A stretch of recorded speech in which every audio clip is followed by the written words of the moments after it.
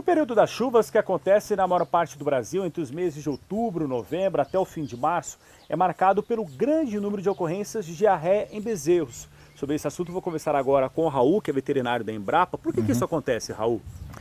O período da chuva, ele favorece a persistência de mais micro-organismos no ambiente.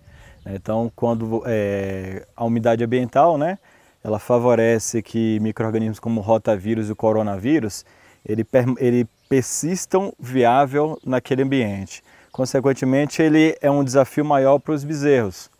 Então, bezerros que eles nascem na seca, eles têm um desafio ambiental, desafio que eu me refiro a essa microbiota ambiental, é muito menor do que aquele bezerro que ele nasce na chuva. E aí os cuidados que vocês orientam os produtores, eles começam logo depois do parto, que tem a ver com o colostro. Sim. Os cuidados, na verdade, eles começam até um pouco antes do parto com as vacinações pré-parto. Existem vacinas que a gente pode fazer nas vacas que visam justamente a prevenção de algumas diarreias nos bezerros, como a vacina contra a salmonela e contra o próprio rotavírus e coronavírus. Após o nascimento, o produtor ele tem que focar principalmente na ingestão do colostro. Então, o bezerro, a gente fala assim, que até 12 horas, mas o ideal é que ele ingira aquele colostro até 6 horas após o nascimento. E aí vem um outro papel importante relacionado à parte de higiene da propriedade rural. Por que a higiene é importante e quais são algumas dicas que vocês dão?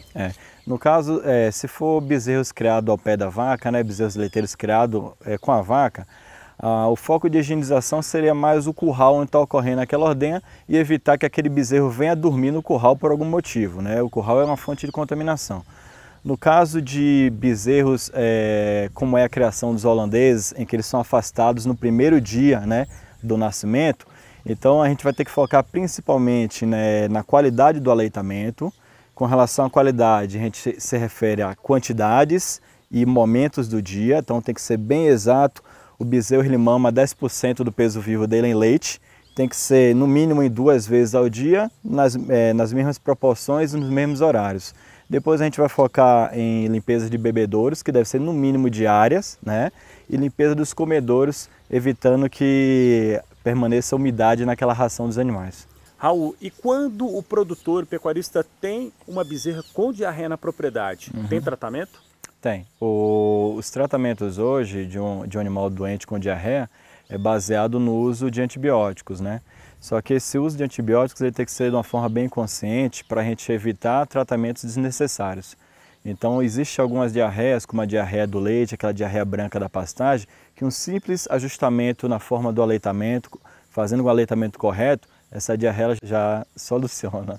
Então, quanto menos a gente usar antibiótico, melhor. Mas, de fato, um animal doente há uma necessidade de uso de antimicrobiano, sim. Aí entra o veterinário para identificar.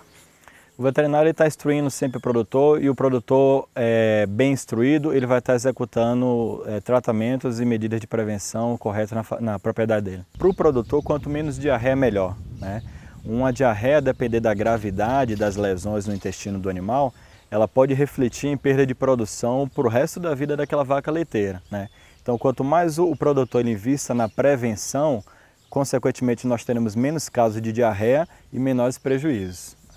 O produtor vai lucrar. Vai lucrar, sim. Obrigado, Raul. Espero que você tenha gostado dessas informações que você recebeu a respeito do controle de diarreia em bezerros. Até a próxima.